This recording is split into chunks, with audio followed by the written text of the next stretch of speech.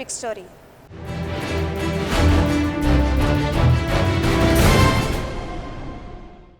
ఇవాళ మా నిరసనలు ధ్వనించకుండా మీరు మా గొంతును నిలిమేస్తున్నారు. కానీ మా శ్రామిక వర్గం మౌనమే అంతకు మించి శక్తిగా మారి మిమ్మల్ని ఎదిరించే రోజు తప్పక వస్తుంది అని 129 ఏళ్ల క్రితం దోపిడీ శక్తులకు ప్రమాద ఘంటికలు పంపింది. ఉరికొయ్యలను ముద్దాడుతూ ఆ కార్మిక వీరులు అన్న ఈ మాటలు నేటికి ప్రపంచ శ్రామిక వర్గ పోరాటానికి ఊపిరిలుదుతూ వర్గ పోరాటానికి స్ఫూర్తిగా నిలుస్తున్నాయి. నాటి కార్మిక నేతల చివరి వాక్కులు చికాగో హేమ్ మార్కెట్ స్మృతి చిహ్నంపై లిఖించబడి ఆ వీరుల ధీరత్వానికి గుర్తుగా నేటికి నిలిచి ఉంది.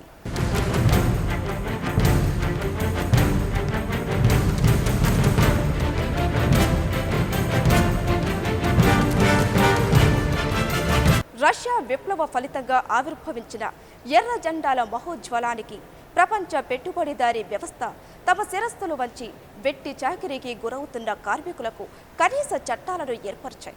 Karl Marx, Friedrich Engels, Lenin చూపిన మార్గదర్శకత్వంలో ప్రపంచంలో ఉండే కార్మిక కర్షక సోదరులంతా ఏకమయ్యారు. వాళ్ళ గుండె లోతుల్లో నుంచి పుట్టుకొచ్చిందే ప్రపంచ కార్మిక దినోత్సవం.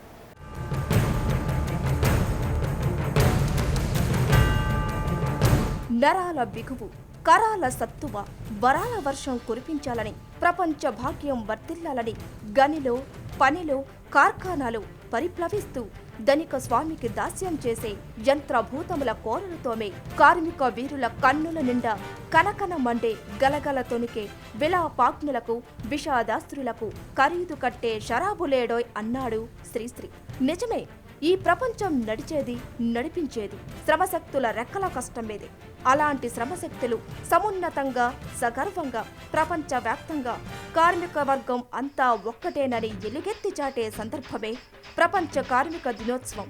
అదే మేడేగా ప్రసిద్ధి చెందింది. తన శ్వేతంతో ప్రపంచాన్ని నడిపే కార్మికుడికి శతగ్రీష్మాల నిత్య వసంత స్ఫూర్తిని నింపుతోంది. శ్రామిక ప్రజల సంఘీభావ అంతర్జాతీయ దినం మేడే దినోత్సవం. ప్రపంచవ్యాప్తంగా ఉన్న కోట్లాది శ్రమజీవులు అత్యంత ఉత్సాహంగా, ఉత్తేజంగా జరుపుకుంటారు. దేశ దేశాల్లోని శ్రామిక ప్రజల సంఘీభావానికి చిహ్నంగా సాగుతున్న ఉత్సవం మేడే. యావత్ ప్రపంచ శ్రామిక ప్రజలు 19వ శతాబ్దం చివరిలో ఆవిర్భవించిన ఈ మేడే దినోత్సవాన్ని జరుపుకునే సాంప్రదాయాన్ని కంటికి రెప్పలా కాపాడుకుంటున్నారు. మేడే నూతన ప్రపంచంలో శ్రామిక శక్తికి పట్టం కట్టిన రోజుగా ఆవిర్భవించింది. పెట్టుబడిదారులకు, నిరంకుశ శక్తులకు వ్యతిరేకంగా శాంతి, సోషలిజం సాధనకు జరిగే వర్గ పోరాటానికి చిహ్నమే మేడే దినోత్సవ స్ఫూర్తి. విశ్వవ్యాప్తంగా రెపరెపలాడుతున్న అరుణ పతాకాలు 1886లో చికాగో కార్మికులు చిందించిన రక్తాన్నే కాక స్వేచ్ఛ స్వాతంత్ర్యాల కోసం తమ జీవితాలను అంకితం చేసిన వివిధ దేశాలలోని యోధుల ఆత్మ బలిదానాలను కూడా ఈ రోజున గుర్తుకు తెస్తాయి. శ్రమజీవుల విముక్తి కొరకు పోరాటాల్ని కొనసాగించాల్సిందిగాను, తుది విజయం సిద్ధించే వరకు దానికి విధేయులుగా ఉండాల్సిందిగా ఈ సమర పతాకాలు పిలుపునిస్తాయి.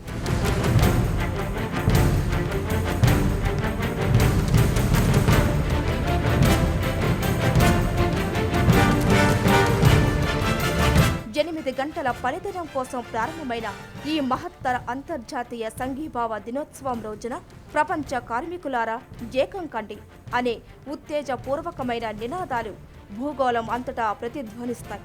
ఈ నినాదాలతో ఖండాలన్నీ దద్దరిల్లుతాయి. సమ్మెలు, పోరాటాలు, బ్రహ్మాండమైన ప్రజా ప్రదర్శనలు, ఉత్తేజకరమైన ఉపన్యాసాలు, ఘర్షణలు, జయాలు, అపజయాలు, ఇలా ప్రతి సందర్భాన్ని కార్మిక వర్గ జనం తనదైన శైలిలో ప్రదర్శిస్తుంది. ముఖ్యంగా నిరంకుశత్వం, దోపిడీ విధానాలను పారద్రోలేందుకు, మనిషి దోచుకునే విధానాలకు చరమగీతం పాడాలనే కార్యదీక్ష మేడే రోజు ప్రతిధ్వనిస్తుంది.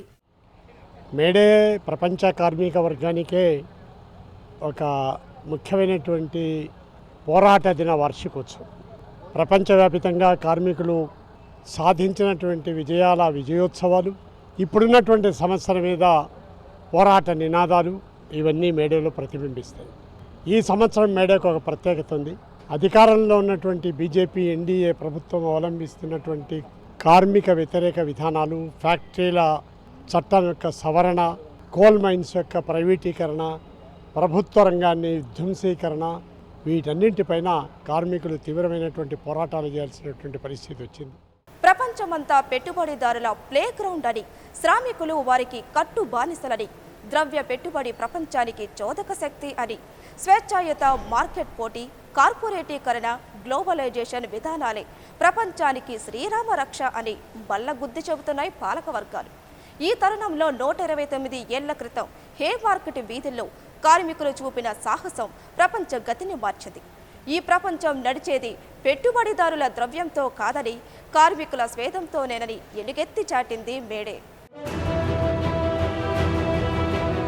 మే 4, 1886 చికాగోలోని హేమ్ మార్కెట్ స్క్వేర్లో యజమానుల దౌర్జన్యాలకు వ్యతిరేకంగా కార్మికులు నిరసన సభ జరుపుకుంటుంటే యజమానుల కిరాయి మూకలు సభలో బాంబు పేల్చారు. ఆ వెంటనే పోలీసుల కాల్పులతో పెద్ద ఎత్తున హింసాకాండ చెలరేగింది. ఒక పోలీసు అధికారి, 7 కార్మికులు చనిపోయారు.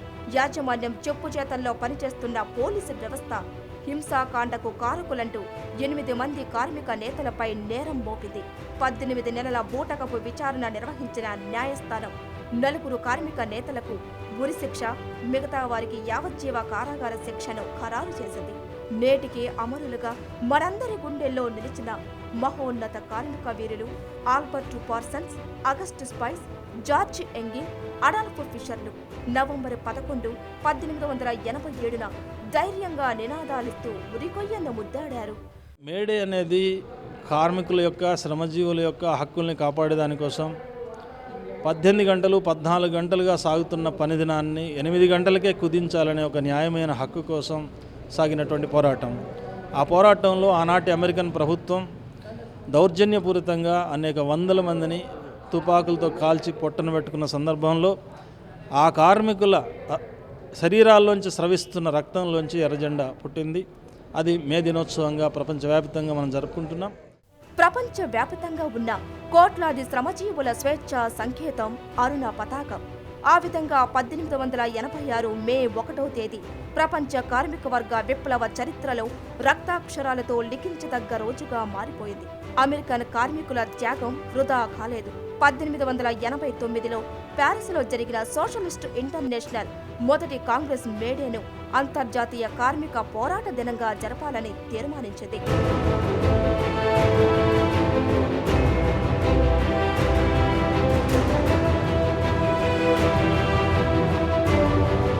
శ్రామిక ప్రజల అంతర్జాతీయ సంఘీభావ దినం మేడే ప్రపంచవ్యాప్తంగా శ్రామిక ప్రజలు తమ హక్కుల కోసం పోరాటాలను ఉధృతం చేస్తూ మొత్తంగా ఈ పెట్టుబడిదారీ వ్యవస్థనే అంతం చేసి శ్రమ దోపిడీ నుండి శాశ్వతంగా విముక్తి కావాలన్న తమ అంతిమ లక్ష్యాన్ని పునరుద్ఘాటించే రోజు. మేడే చరిత్రంతా 10 గంటల తగ్గింపు కోసం కార్మిక వర్గం సాగించిన పోరాటాల చరిత్రే. రోజుకు 18 గంటల పనికి వ్యతిరేకంగా తిరుగుబాటు చేసి 8 గంటల పనిదినం సాధన కోసం ఉవ్వెత్తున సాగించిన పోరాటాల నుంచి పుట్టిందే ఈ మేడే.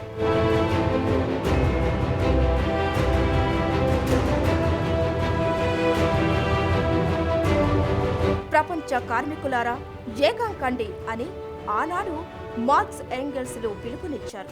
ఆ పిలుపుకు అనుగుణంగానే దేశాల్లో కార్మిక వర్గ పోరాటాలు వెల్లువెత్తాయి. 1990వ దశకంలో సోషలిజానికి తీవ్రమైన ఎదురుదెబ్బలు తగిలాయి. నేడు ప్రపంచీకరణ పేరుతో సామ్రాజ్యవాదం తన దోపిడీని తీవ్రతరం చేసింది. 7 ఏళ్ల క్రితం అమెరికాలో తలెత్తిన ప్రపంచ ఆర్థిక మాంద్యం నుంచి బయటపడటం కోసం పెట్టుబడిదారీ వర్గం కార్మికులు, ఇతర శ్రామికుల హక్కులపై ఉక్కుపాదాన్ని మోపుతున్నది. అందుచేతనే శ్రామిక వర్గ అంతర్జాతీయ ప్రాధాన్యత నేడు మరింత ఎక్కువగా ఉన్నది. ఈ నేపథ్యంలోనే మేడే స్ఫూర్తిని మరింత లోతుగా తీసుకెళ్లాల్సిన అవసరం ఉంది. మేడేకు ఓ ప్రత్యేకత ఉంది ప్రపంచంలో. ఈ మేడే సందర్భంగా కార్మికులందరూ కూడా ప్రతిజ్ఞ తీసుకోవాలా, ఐక్య ఉద్యమాల వైపు సమైతం కావాలా. ఈనాడు కేంద్రంలో అధికారంలోకి వచ్చిన బీజేపీ ఎన్డీఏ ప్రభుత్వం కార్మికుల హక్కులు కాలరాస్తున్నది, తిరోగమన విధానాల వైపు ప్రయాణం సాగిస్తున్నది. ఇలాంటి నేపథ్యంలో ఈ ప్రభుత్వాన్ని నిలదీసేందుకు ఆనాటు మేడే అమరవీరుల సాక్షిగా ప్రతిజ్ఞ తీసుకొని ఈ ప్రభుత్వాల దమనీతిని, కార్మిక వ్యతిరేక విధానాలు ఎండగడుతూ ప్రత్యక్ష ఉద్యమాల వైపు, మిలిటెంట్ ఉద్యమాలకు సమ్మతం కావాలని చెప్పేసి తెలంగాణ కమ్యూనిస్ట్ పార్టీ వైపు పిలిపిస్తున్నాం. ప్రపంచవ్యాప్తంగా నేడు కార్మిక వర్గం 129వ మేడే సంబరాలు జరుపుకుంటున్న వేళ పెట్టుబడిదారులు, సామ్రాజ్యవాదులు గతంలో మాదిరిగానే కార్మిక హక్కులపై పెద్ద ఎత్తున దాడి చేస్తున్నారు.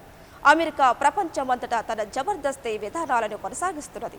బహుళజాతి కంపెనీలు నిర్నిరోధ హింసాకాండ కొనసాగిస్తున్నాయి. మరోవైపు లాటిన్ అమెరికాలో ఫలిస్తున్న సామ్యవాద ప్రయోగాలు కార్మిక సంక్షేమం నిండుగా పరిడవిల్లే మరో ప్రపంచం సాధ్యమేనన్న భరోసా ప్రపంచానికి అందిస్తున్నాయి.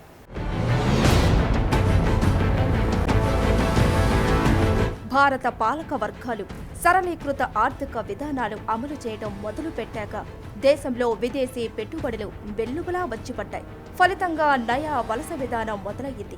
విదేశీ కార్పొరేట్లు స్వదేశీ పెట్టుబడిదారులతో కలిసి మార్కెట్లో గుత్తాధిపత్యం సాధించారు. మరోవైపు ప్రభుత్వ రంగ సంస్థలు దివాలా పడుతున్నాయి. ఫలితంగా కార్మికులకు ఉద్యోగ భద్రత లేకుండా పోతోంది. ముఖ్యంగా ప్రభుత్వ రంగ సంస్థల్లో వాటాలు అమ్మటం లేదా దివాలా తీయించడం, కార్పొరేట్ కంపెనీలకు వెన్నుదన్నుగా పాలక వర్గాలు నిలబడటం, సెజ్ల పేరిట భూముల సంతర్పణ అమలు చేయటం లాంటి విధానాలు కార్మికుల హక్కులను కాలరాసే పరిస్థితులకు దారితీస్తున్నాయి. ప్రైవేటు కంపెనీల్లో ఉద్యోగ భద్రత అనేది నానాటికి మృగ్యం అయిపోతోంది. కేంద్ర ప్రభుత్వం చేస్తున్న కార్మిక చట్టాల సవరణలతో పెట్టుబడిదారులకు మరింత వెసులుబాటు కలిగి కార్మికుల రక్తాల్ని పీల్చుకునేందుకు దోహదపడుతోంది. నరేంద్ర మోడీ అనుసరిస్తున్నటువంటి కార్పొరేట్ విదేశీ సామ్రాజ్యవాదానికి, దేశంలో ఉన్నటువంటి కార్పొరేట్ సంస్థలకి, దేశంలో దోపిడీ వర్గాల సేవ చేస్తుందానికి వ్యతిరేకంగా కార్మిక వర్గం ఐక్యంగా పోరాటాలు, ఉద్యమాలు నిర్మించాల్సినటువంటి తరుణం ఇది. అందుకోసం కార్మిక వర్గం ఐక్యంగా దోపిడీ వర్గాలకు వ్యతిరేకంగా ప్రతిజ్ఞ తీసుకునే రోజు. న్యూ డెమోక్రసీ పార్టీ ఈ సందర్భంలో కార్మిక వర్గానికి మరొకసారి తమ ఆశయాన్ని గుర్తు చేసుకొని ప్రతిజ్ఞ తీసుకోవాలని, దేశంలో సమాజానికి కోసం ఐక్యంగా కృషి చేయడం కోసం సన్నద్ధంగా కావాలని. దేశంలో పెరిగిన ఐటీ విప్లవం, కార్పొరేట్ కంపెనీల ప్రభావంతో సేవల రంగం విస్తరించింది. దీంతో పాటు సెజ్ల పేరిట కొత్త వలస రాజ్యాలు ఏర్పడ్డాయి. ఫలితంగా సేవల రంగంలో పేరుకి 6 అంకెల శాలరీలు కనిపించినా పైకి కనిపించని విషాద గాథలెన్నో ఉన్నాయి. మెదడును పీల్చి పిప్పి చేసే దోపిడీ విధానాలు అమలు చేస్తున్నాయి విదేశీ కార్పొరేట్ కంపెనీలు. ప్రభుత్వ రంగ సంస్థలు నిర్వీర్యం కావడంతో నిరుద్యోగం పెరిగి యువత దిక్కులేని పరిస్థితుల్లో ఈ సేవల రంగంలోకి దిగింది.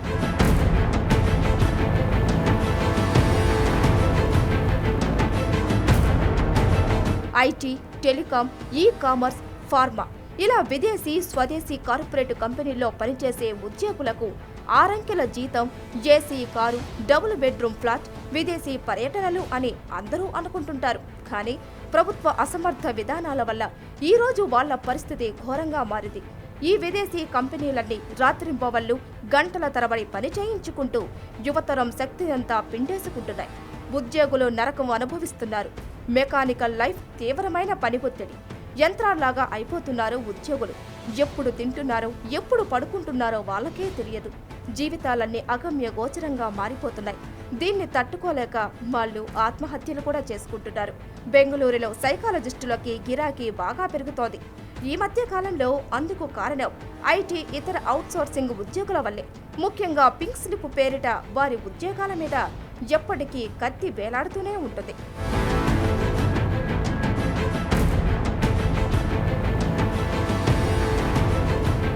మనకు హక్కులు కల్పించిన రాజ్యాంగానికి విలువ లేదు ఈ సెజ్ల సామ్రాజ్యంలో. అన్ని రంగాలు ప్రైవేటుమయం అయిపోతున్నప్పుడు కార్మికుల హక్కుల ఉనికికే ముప్పు వచ్చేస్తోంది. తమ జీవితాలను ఛిద్రం చేస్తున్న ఈ దళారీ దోపిడీ వ్యవస్థను ప్రశ్నించేందుకు, కనీసం కాఫీ క్లబ్లో కూడా చర్చించుకునేందుకు తీరిక లేకుండా చేస్తోంది.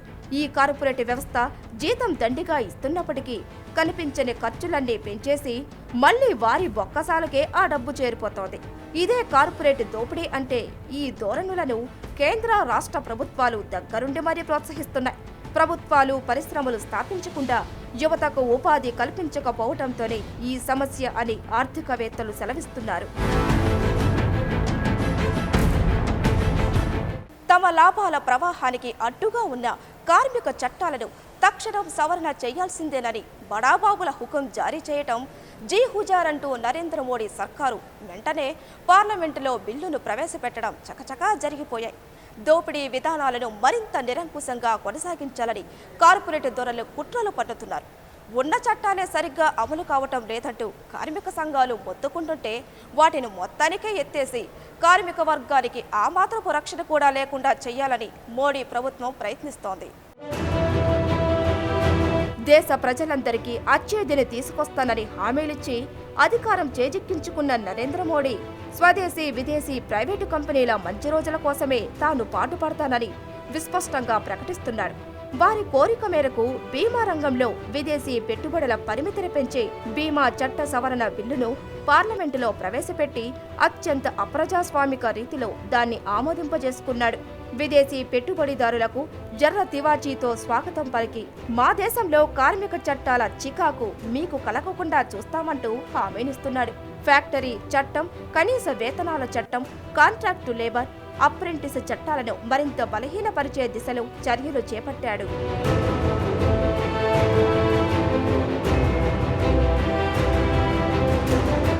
తెలంగాణ రాష్ట్రంలో అధికారంలోకి వచ్చిన కేసీఆర్ సర్కారు, ఏపీలో అధికారంలోకి వచ్చిన బాబు సర్కారు కూడా గత ప్రభుత్వాలను అనుసరించిన సరళీకరణ, ప్రైవేటీకరణ తోవలోనే తాము కొనసాగుతామన్న రీతిలో నడుస్తున్నది. పరిశ్రమలు మూతపడి వేలాది మంది కార్మికులు అరిగోసలను అనుభవిస్తున్నా పట్టించుకోవటం లేదు. తెలంగాణ సర్కారు కాంట్రాక్టు కార్మికులందరినీ పర్మనెంట్ చేస్తామన్న హామీని నిలబెట్టుకునే దిశలో చర్యలు తీసుకోవటం లేదు. మరోవైపు ఏపీ సర్కారు ల్యాండ్ బ్యాంకుల పేరిట విదేశీ స్వదేశీ పెట్టుబడిదారులను ఆహ్వానిస్తూ దోచుకోవటానికి రారమ్మని ఆహ్వానిస్తున్నారు. గతంలో చంద్రబాబు నాయుడు హయాంలో ప్రభుత్వ రంగ సంస్థలకు తాళాలు వేయించి పుణ్యం కట్టుకొని 10 ఏళ్లు సీఎం సీటుకి దూరమయ్యారు. ఇప్పుడు అధికారంలోకి వచ్చినా ఏ మాత్రం మారలేదు. ప్రపంచ బ్యాంకు, IMF విధానాలనే అమలు చేస్తున్నారు. వాస్తవానికి పెరుగుతున్న ధరలకు అనుగుణంగా కార్మికుల వేతనాలు కానీ, పని గంటలు కానీ, వాళ్ళకు ఉండేటువంటి సౌకర్యాలు కానీ మెరుగుపరచాల్సింది పోయి ఇవాళ ఉన్న హక్కులనే ఎప్పుడైతే వాళ్ళ తమ బతుకు కోసం ఉద్యోగం అనేటువంటి ఒక భద్రత ఉన్నదో ఆ ఉద్యోగ భద్రత మెడ మీద వేలాడే కత్తిలాగా తయారైపోతున్నటువంటి సందర్భాన్ని చూస్తున్నాం. అటు ఆంధ్రప్రదేశ్లో కానీ ఇటు తెలంగాణలో కానీ ఉన్నటువంటి కార్మిక వర్గం నరేంద్ర మోడీ సర్కార్ ముందుకు తెస్తున్నటువంటి కార్మిక చట్టాల సవరణని వ్యతిరేకించాల్సినటువంటి అవసరం ఉన్నది. మరోవైపు తెలంగాణ సర్కారు 1,00,000 ఉద్యోగాలు కల్పిస్తానని యువతను మోసం చేస్తోంది. ఓవైపు కాంట్రాక్టు ఉద్యోగులను రెగ్యులరైజ్ చేస్తామంటూనే మరోవైపు కొత్త ఉద్యోగాల కల్పన ఎలా చేస్తారు అన్నది శేష ప్రశ్నగా మిగిలింది. గతంలో ఉమ్మడి ఆంధ్రప్రదేశ్లో మూతపడిన ప్రభుత్వ సంస్థలను తెరిపించే ప్రయత్నం కూడా చేయట్లేదు. ఈ సంస్థలను పునరుద్ధరిస్తే తెలంగాణ యువతకు వేలాదిగా ఉద్యోగాలు సమకూరుతాయి. కానీ ఈ దిశగా ఎలాంటి చర్య తీసుకోవటం లేదు. నూతన పారిశ్రామిక విధానం పేరిట పెట్టుబడిదారులకే రెడ్ కార్పెట్ వెల్కమ్ పలుకుతోంది తెలంగాణ సర్కారు. సామాన్యుల సంక్షేమాన్ని గాలి కుదిరేసి కార్పొరేట్ల సేవలో తరిస్తున్న ప్రభుత్వాల తీరును నిరసిస్తూ దేశవ్యాప్తంగా కార్మిక లోకం ఐక్య పోరాటాలకు సన్నద్ధమవుతున్నది. అన్ని రంగాల, అన్ని సంఘాల కార్మికులు తమ న్యాయమైన హక్కుల రక్షణ కోసం ఈ ఐక్య పోరాటాల్లో భాగస్వామ్యం కావాలి. చికాగో వీరులందించిన అమర స్ఫూర్తిని, మహోన్నత మేడే సాంప్రదాయాన్ని నిలబెట్టే రీతిలో కార్మిక వర్గ ఐక్య పోరాటాలు మునుముందుకు సాగాలి.